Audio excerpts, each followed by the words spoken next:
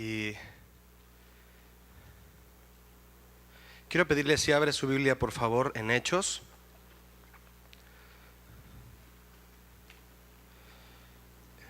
Hechos es el libro que está después de los Evangelios.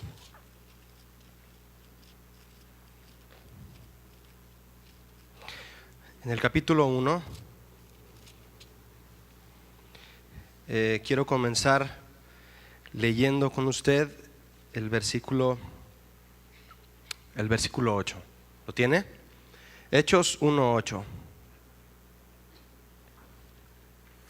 Dice así: pero recibiréis poder cuando haya venido sobre vosotros el Espíritu Santo, y me seréis testigos en Jerusalén, en toda Judea, en Samaria y hasta lo último de la tierra.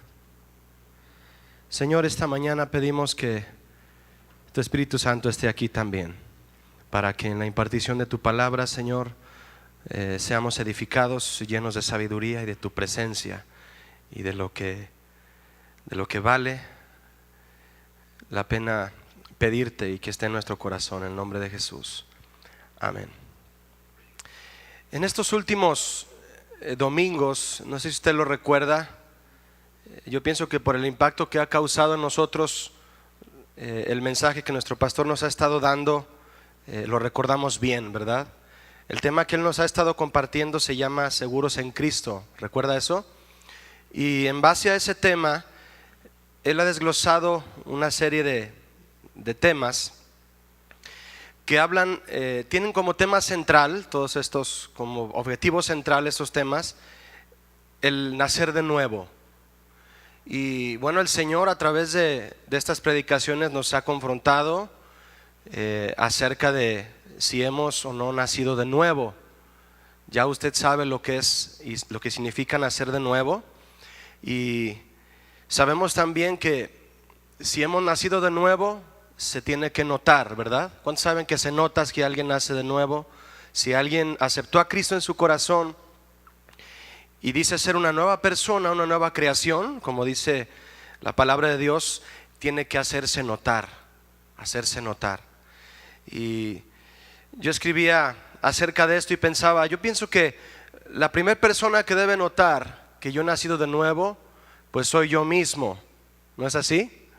Yo mismo soy el que debo notar si soy un ser nacido de nuevo. Y le voy a decir por qué. Mire, nosotros sabemos si nuestros actos son producto o no de una nueva naturaleza. Y sabemos también si nuestra manera de pensar es una nueva manera de pensar. La Biblia dice, me gusta mucho un versículo que dice, 1 Corintios 2:16, que nosotros tenemos la mente de Cristo. Y eso significa no que tengamos el cerebro físicamente, porque la Biblia es malinterpretada en todos los sentidos, ¿no? Pero habla de que nosotros tenemos dentro de nosotros el estilo de pensar y de hacer las cosas como Cristo lo haría. Y eso es una cosa en la que nosotros tenemos que estar seguros si hemos llegado a ese nivel o no. ¿Cómo piensa usted? ¿Su manera de pensar lo lleva a buscar andar menos en la carne o andar más en el espíritu? ¿Entiende la pregunta conmigo? ¿Usted procura cada día más andar menos en la carne o andar más en el espíritu? ¿Usted se ocupa más de estar peleando con un pecado y diciendo, ahora sí voy a dejar esto, que mejor estar pensando en cómo meterse más en las cosas de Dios? Y yo creo que si nos metiéramos más, con más profundidad en las cosas de Dios, todas esas cosas pecaminosas que tenemos que dejar desaparecerían solas, ¿no? Entonces es importante que nos demos cuenta al examinarnos nosotros que si tenemos o no una nueva manera de pensar. Fíjese que yo he escuchado a cristianos decir que estar metidos en las cosas de Dios lo están porque les conviene. Y bueno, fíjese, si yo le dijera a usted, ¿sabe qué, mi hermano? Yo estoy en las cosas de Dios porque me conviene. Como que suena bien, ¿no? Pero como que decirlo así es una forma muy poco dulce de corresponder a lo que Dios hizo Cristo hizo en la cruz del Calvario por nosotros, ¿no? Estar aquí porque nos conviene. Yo pienso que estamos aquí porque le amamos, ¿no? ¿Cuántos están aquí porque aman a Jesucristo? Esa es la razón. Esa es nuestra motivación por la cual estamos aquí. Si usted piensa así, si usted puede decir conmigo, yo estoy aquí, Julio, porque amo a Dios. Usted pudiera cerrar sus ojos ahorita y decir, Señor, te amo, y darse cuenta si lo siente en lo profundo de su corazón. Si usted dice, Señor Jesús, te amo, ¿usted lo siente aquí? Usted nació de nuevo, porque su motivación es la motivación del Espíritu Santo. Hacemos las cosas para el Señor, y estoy en las cosas del Señor porque le amo. Amén. Y esa es una forma dulce y buena de corresponderle al Señor por lo que hizo por nosotros. Usted tiene su Biblia abierta en el libro de Hechos. Si usted le da vuelta a su Biblia, ahora no, y usted se recorre un poco atrás hasta que comience el Nuevo Testamento, se va a dar cuenta que hay 4 libros, para los que apenas conocen esto, que son los 4 evangelios. Los 4 evangelios, el personaje central de quien se habla en esos 4 libros es Jesucristo. Y nos habla de su nacimiento, nos habla de su vida, nos habla de sus proezas, de su entrega, de su muerte y de su resurrección. De todo eso nos hablan los 4 evangelios. El libro que le sigue a los 4 evangelios es el libro de Hechos. ¿Por qué se llama Hechos? ¿Por qué cree usted que se llama Hechos? Mira, el libro de Hechos, a mí me llama mucho la atención que en las Biblias en inglés se llama el libro de Actos. ¿Alguno de ustedes ha visto una Biblia en inglés? Y cuando usted abra esa Biblia, si les gusta mucho ese idioma, me llama la atención que se llama Actos en inglés. Para nosotros se llama Hechos. Y decir que es el libro de los Hechos, el libro de los Actos, es porque es el libro precisamente de los frutos, el libro de las obras de fe que los apóstoles y los cristianos de aquel tiempo desarrollaron en base a la semilla que Jesús sembró en los 4 evangelios. ¿Está de acuerdo conmigo? Jesucristo vino y siembra una semilla que nos es enseñada, nos es demostrada en los evangelios, y luego leemos Hechos y vemos cómo esa semilla ahí está dando fruto a través de la gente que obedeció la palabra de Jesucristo. De eso se trata el libro de Hechos, es el libro de los frutos y de las obras que Jesucristo esperaba que su iglesia tuviera y que en esta época las tuvo en realidad.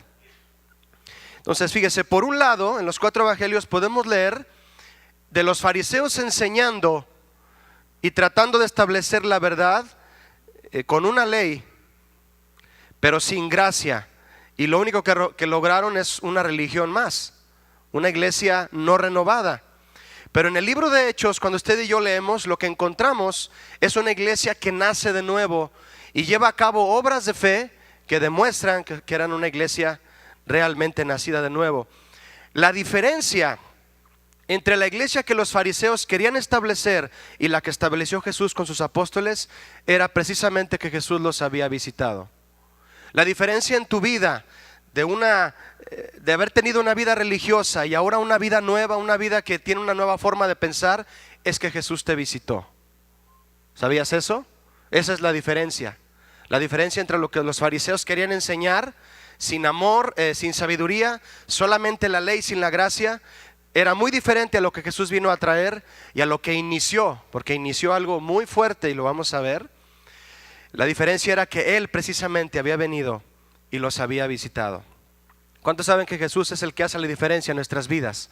No lo hace tu conocimiento, no lo hace tu esfuerzo, no lo hace tu capacidad. Lo que hace la diferencia, lo que marca una diferencia en nuestras vidas es Jesucristo en nuestras vidas. Amén. Eso es lo que demuestra en nuestras vidas que hemos nacido de nuevo. Y mire, yo estudiando el libro de Hechos, mi hermano, yo me di cuenta que tiene una forma sistemática de haber sido escrito y de impactar hoy a nosotros, a nuestras vidas, lo que estos cristianos hicieron. Si usted se fija conmigo, así hojeando un poquito su Biblia nada más, en Hechos 1 del 4 al 5, lo que nos habla es de la promesa del Espíritu Santo. De hecho, la Biblia tiene títulos y habla de la promesa del Espíritu Santo. El Espíritu Santo iba a venir. Y luego en Hechos 1:8, lo que acabamos de leer, habla de la promesa de que iban a ser testigos. Y luego en Hechos 1 del 9 al 11 habla de que Cristo asciende a los cielos. Cristo se va, pero deja la promesa de que el Espíritu Santo vendría. Y en Hechos capítulo 2 el Espíritu Santo visita esta iglesia, aproximadamente de 120 personas, los llena de poder y comienzan a ser testigos. Después en el capítulo 2 verso 14, tú lo puedes leer después, viene el primer discurso de Pedro. Un discurso en donde Pedro, al leer lo que él habló, escrito por Lucas, porque Lucas escribió Hechos, al estar leyendo lo que Pedro dijo en su primer discurso, tú te das cuenta que Pedro era un hombre diferente. Era un hombre renovado. Después de haber negado a Jesús 3 veces, después de haber sido un hombre brusco, tosco, después de responderle a Jesús con respuestas fuera de onda, se avienta un discurso en donde 3,000 personas se convierten a la vez. Pedro era un hombre nuevo. Pedro era un hombre brusco y después escribió que la mujer era un vaso frágil. Eso es cambiar, ¿verdad que sí? ¿Varones quieren cambiar? Se puede, porque Pedro trataba bien a su esposa después de haber sido como era. Y bueno, en este momento Pedro era un hombre completamente diferente. Y cuando Pedro inicia la iglesia en base a la promesa que Jesús le dejó, recuerda la promesa que Jesús le hizo a Pedro cuando le dijo: tú eres el Cristo, el Hijo del Dios viviente. Le dijo: ¿sabes qué, Pedro? Esto no te lo reveló carne ni sangre, sino mi Padre que está en los cielos, y a ti te daré las llaves para que comiences la iglesia que yo anhelo y sueño tener, le dijo Jesucristo de manera parafraseada, ¿verdad? ¿Cuántos saben que Pedro no fue el primer papa? Fue el primer testigo lleno de poder, que es diferente.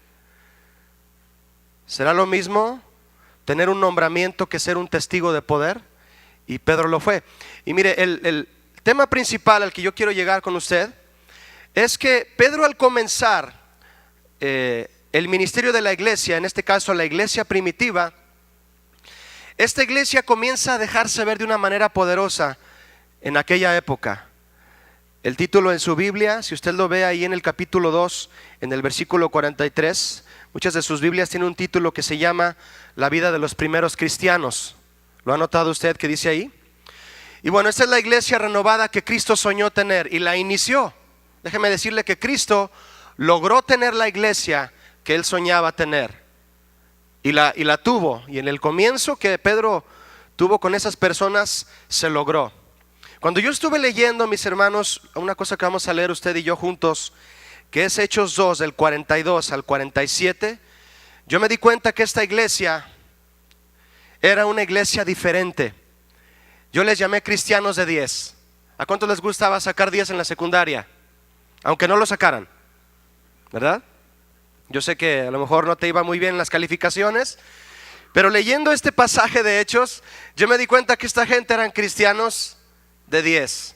Fíjese que el número 10 es muy simbólico en la Biblia. El número 10, leyendo un poquito a fondo en la Biblia, me di cuenta que Jesús mencionó mucho el número 10, un número que determina obra completa, un número que determina exactitud.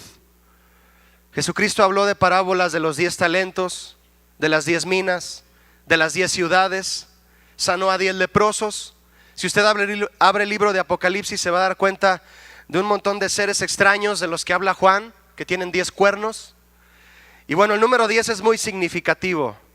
Y cuando yo vi 10 características, encontré 10 características que esta iglesia tenía, yo les llamé los cristianos de 10. Así les quise llamar yo.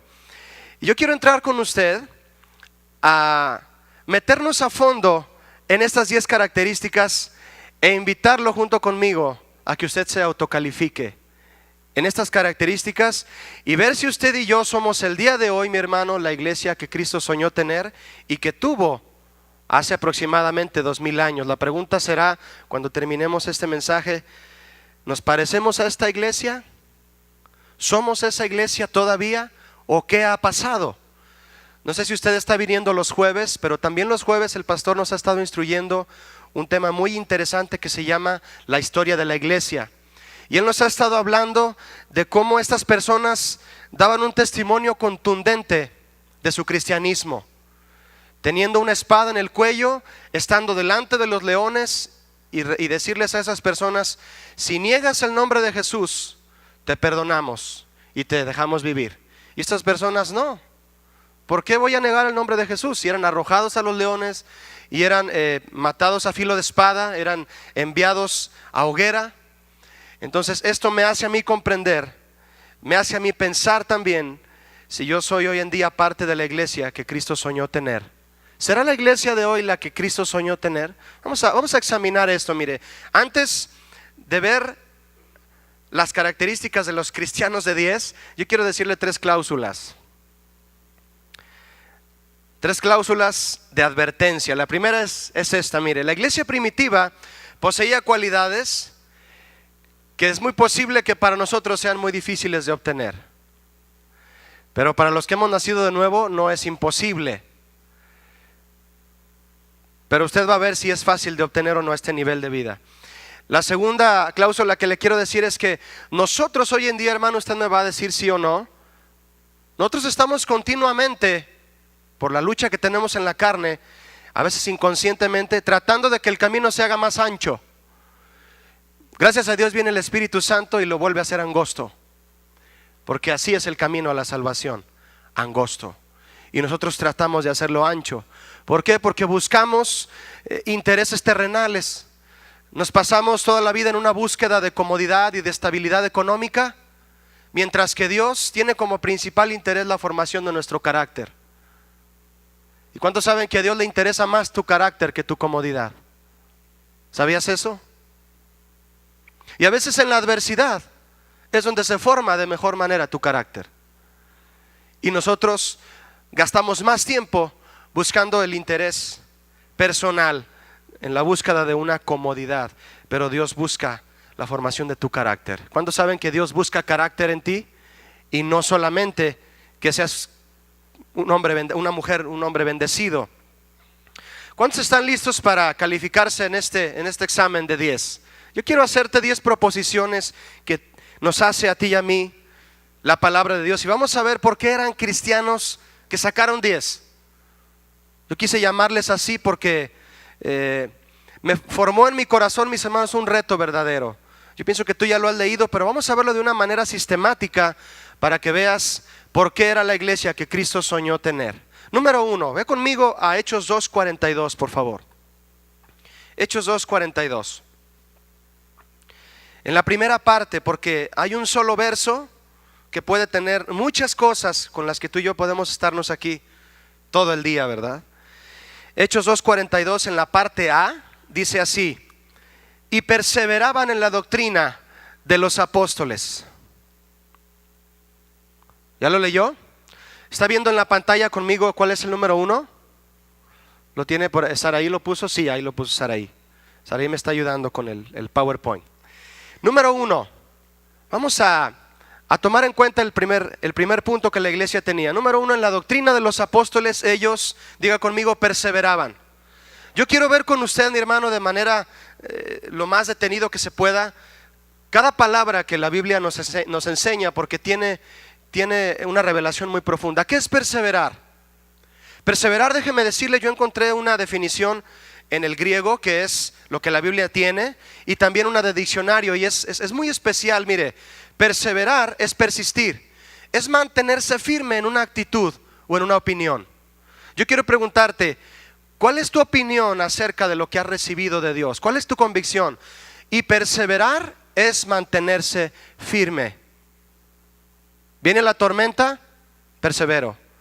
Viene la bendición, con mayor razón persevero. Viene la calamidad, persevero. Como dijo Jesucristo, el que edificó su casa sobre la roca, vienen vientos, vienen tormentas y la casa no se cayó. Eso es perseverar. Y la primera iglesia perseveraba en la doctrina de los apóstoles. ¿Qué es doctrina? Doctrina es enseñanza. Fíjese qué definición tan especial tiene perseverar en la Biblia. En griego significa adherirse estrechamente, pegarse a. El rey David en un salmo escribió: mi alma está apegada a ti. Y perseverar es adherirse estrechamente a algo, de manera diligente, de manera atenta y de manera constante. Eso es perseverar. Doctrina es enseñanza. Ahora quiero preguntarle algo. ¿Cuántos de ustedes saben lo que es un apóstol? La palabra apóstol, el lugar que Dios le da a un ministro, al llamarle apóstol, se ha degradado muchísimo. Cuando yo estuve investigando lo que significa la palabra literalmente apóstol, yo me preguntaba, ¿serán los hombres que hoy enseñan la palabra de Dios, serán o seremos realmente apóstoles del evangelio? Fíjese que la palabra apóstol significa delegado, significa enviado, significa embajador del evangelio, significa comisionado oficialmente por Cristo. Y hay una definición muy importante, le voy a decir, en el diccionario, y esto es una definición del diccionario, se me hizo muy impactante. Apóstol es el que ha llevado por primera vez el evangelio a una ciudad o nación. Apóstol es alguien que establece por primera vez algo que ya está establecido en la palabra de Dios, pero viene y lo establece en el terreno humano. Eso es un apóstol. La pregunta aquí es, las personas que nos enseñan la palabra de Dios son personas que están enseñando de manera apostólica la palabra de Dios. Yo realmente dudo en muchas ocasiones, viendo a hombres que se llaman a sí mismos apóstoles, si lo son o no. Hay una persona muy especial para el liderazgo de esta iglesia. Estoy viendo si vino o no. Él es una persona muy modesta y es un hermano que tiene más de 90 años de edad. Él tiene más de 40 de misionero en México y ha establecido iglesias en Michoacán y en lugares donde nadie quiere ir. Y en una ocasión Chuy García y yo le dijimos, hermano, usted es un apóstol para nosotros porque usted ha establecido en nuestras vidas la enseñanza de la palabra de Dios. Y cada vez que él viene y platica con nosotros, nos dice un versículo y nos enseña algo y se va. Y nos deja una semilla muy valiosa. Ese es un apóstol para mí. Pero una vez que le dijimos, hermano, usted es un apóstol de la palabra, él se reía y decía, yo no soy apóstol, yo solo soy un siervo de Dios. Si él dice que no es apóstol, ¿qué puedo decir yo? ¿Qué puedo decir una persona que comenzó un ministerio en Guadalajara, pero que no está bajo autoridad? Y no sé si tú te has enfocado en que la palabra de Dios te sea impartida por hombres que están bajo autoridad, por hombres que han sido probados y por hombres que han perseverado y que han pasado por pruebas y han sido aprobados. Mis hermanos, esos son los hombres a quien debemos escuchar para que nos impartan la palabra de Dios. ¿Cuántos saben que aquí se nos imparte la palabra de Dios? Y créame que no lo digo por mí, lo digo por hombres que han sido probados y han perseverado en la palabra para enseñarnos a usted y a mí la sana doctrina. ¿Está de acuerdo? Mis hermanos, los primeros cristianos perseveraban en la doctrina de los apóstoles. ¿Tú y yo estamos perseverando en esa sana doctrina? Esa es la primera cuestión y valor que tenían estos cristianos. ¿Me está siguiendo? Lea conmigo ahora. Vamos a ver el número 2 en Hechos 2:42 en la parte B. Vamos a ver el número 2. No solo perseveraban en la doctrina de los apóstoles, sino que perseveraban en la comunión unos con otros. ¿Cuántas palomitas lleva? ¿Lleva 2 o lleva una nada más? ¿O lleva una cruz? Número 2. Ellos perseveraban en la comunión unos con otros. La perseverancia se fortalece cuando tenemos comunión unos con otros y se fortalece en nuestra amistad. En Proverbios 27:17, no lo abra, dice, el hierro se afila con hierro, así el hombre se afila con el trato que logra con otro hombre. Eso dice Proverbios 27:17. Yo quiero preguntarte algo. ¿Tú tienes un amigo que te ayuda a perseverar? ¿Tienes un amigo que te ayuda a perseverar o que te ayuda a ir hacia atrás? La primera iglesia, como nos explica aquí Hechos, dice, tenían comunión unos con otros. Y era una cosa en la que perseveraban. ¿Recuerdas a Pablo y a Silas en la cárcel? Yo puedo imaginarme a Pablo y a Silas en la cárcel, golpeados, azotados, y tal vez Pablo diciéndole a Silas, ¿estás agüitado? Y Silas, yo no. Pues mira lo que nos pasó por andar predicando, estamos en la cárcel. Y Silas le debe haber dicho a Pablo, pues sí, Pero pues, ¿te vas a echar para atrás, Pablo? No, yo no. ¿Y tú? Yo tampoco. Pues, ¿qué hacemos? Pues vamos a cantar. Y dice la Biblia que empezaron a cantar en la cárcel. ¿Por qué? Porque un amigo que persevera en las cosas de Dios te va a ayudar a perseverar a ti. Y ellos perseveraban en la comunión unos con otros. Cristo enviaba a sus discípulos de 2 en 2, porque sabía que de 2 en 2, si uno caía, el otro lo iba a levantar. Y en esto consistía su comunión de ellos. Por eso lograban perseverar. Ve conmigo a Hebreos 10:24, por favor. Deja tu Biblia ahí en Hechos y dale un poquito más adelante a Hebreos. Hebreos capítulo 10:24. ¿Lo tiene? Dice: y considerémonos unos a otros para estimularnos al amor y a las buenas obras. Eso dice Hebreos 10:24. Y considerémonos unos a otros para estimularnos al amor y a las buenas obras. Mis hermanos, esto habla de una comunión unos con otros para estimularnos a la perseverancia. En Proverbios 18:24, yo te lo voy a leer. Dice: el hombre que tiene amigos ha de mostrarse amigo, y amigo hay más unido que un hermano. ¿Sabías que tú puedes encontrar un amigo cuando tú te muestras amigo? La comunión con tu hermano es lo que hace que tu hermano sea tu amigo.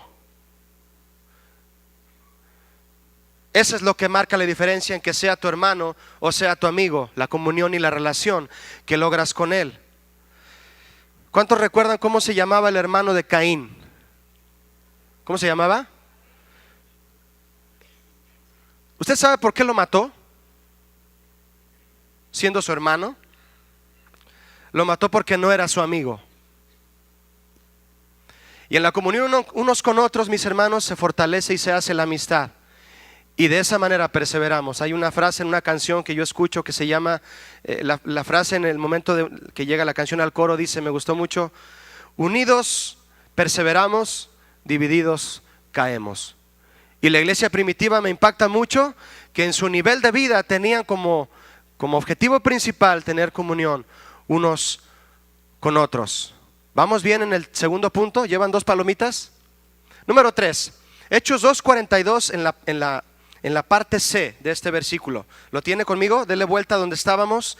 Hechos 2:42 dice en la tercera parte. Dice: en la doctrina de los apóstoles, en la comunión unos con otros y en el partimiento del pan. ¿Lo está viendo en la pantalla? Si usted nota, al nosotros ver en la Biblia partimiento del pan, suena como si el objetivo que ellos tenían era compartir la comida, pero no se refiere a esto. El partimiento del pan en la palabra de Dios, cuando usted vea esta frase, se refiere a la cena del Señor. A eso se refiere. La cena del Señor fue instituida por Pablo en 1 Corintios 1:23, que él, recordando y tomando la lectura que ya habían escrito los apóstoles de cuando Jesús tuvo la última cena con sus discípulos, Cristo hizo algo muy especial que debería de tener trascendencia y constante memoria en nuestras vidas. El partimiento del pan, mis hermanos, es algo en lo que se debe perseverar. ¿Qué es el partimiento del pan? Hay ocasiones en las que, aún en esta iglesia, desde que yo me he congregado aquí, hemos tenido comunión de manera física. Se reparte. ¿Cuántos han participado en una cena del Señor de manera física? Se reparte en unas charolas un pedazo de pan, se reparte una pequeña copa con jugo de uva. ¿Y qué momento tan dulce? ¿No lo siente usted así? Cuando podemos masticar un pan y recordar que el cuerpo de Cristo fue molido. Beber una copita de jugo de uva y recordar que la sangre de Cristo fue derramada. Mis hermanos, eso es algo que simboliza, porque la cena del Señor simboliza la fuente de todas nuestras bendiciones. Y déjeme decirle, hermano, que hay ministerios, que hay iglesias en donde la cena del Señor no solamente no se lleva a cabo, ni siquiera se recuerda. Ni siquiera se recuerda. Hay una religión que profesa el hecho de que Cristo no es el Hijo de Dios. Yo me pregunto, ¿qué siente el Señor al ver el corazón de una persona que niega el sacrificio de Jesucristo en su vida, que como dice la Biblia, con sus actos, lejos de venerar la sangre de Cristo, la pisotea. Y mis hermanos, como centro principal en esta iglesia primitiva tenían el partimiento del pan. Esto usted lo puede leer en Lucas 22. Y Jesucristo dijo: cada vez que beban esta copa y coman este pan, hacedlo de mí. ¿Cuántos recuerdan constantemente lo que Cristo hizo en la cruz? Si tú lo mantienes constante en tu mente, tú vas a ser un cristiano constantemente agradecido. Y el agradecimiento, déjame decirte, que es lo que debe distinguir al pueblo de Dios de otros pueblos, un pueblo que está constantemente agradecido. El sacrificio de Cristo es la fuente de nuestra bendición completa, y es la fuente y debe ser el centro de toda doctrina bíblica. Si una doctrina bíblica no pone sus bases, no pone sus cimientos sobre la sangre de Cristo, sobre su sacrificio en la cruz, estamos incompletos. Yo he tenido el privilegio de enseñar en el Instituto Bíblico la clase de sacerdocio. Y si tú estudias el sacerdocio, mi hermano, aún desde tiempos de Moisés, te vas a dar cuenta que aún desde el tabernáculo de Moisés nos confirma de manera profética la obra de Cristo en la cruz, porque el tabernáculo de Moisés es el sacrificio de Jesús demostrado en ese lugar. Así que toda doctrina debe estar enfatizada en este punto que la iglesia tenía como objetivo principal: el partimiento del pan. Así que toda iglesia y todo cristiano en particular debe de tener como centro de su vida el sacrificio de Cristo. ¿No se han fijado que últimamente hemos cantado canciones que tienen como tema principal eso? Todo mi dolor fue sobre ti, mi enfermedad llevaste tú, recibiste la humillación, al que amabas tú te traicionó. Y decimos: gracias por haberme amado así, por dar tu vida en la cruz. Isaías 53.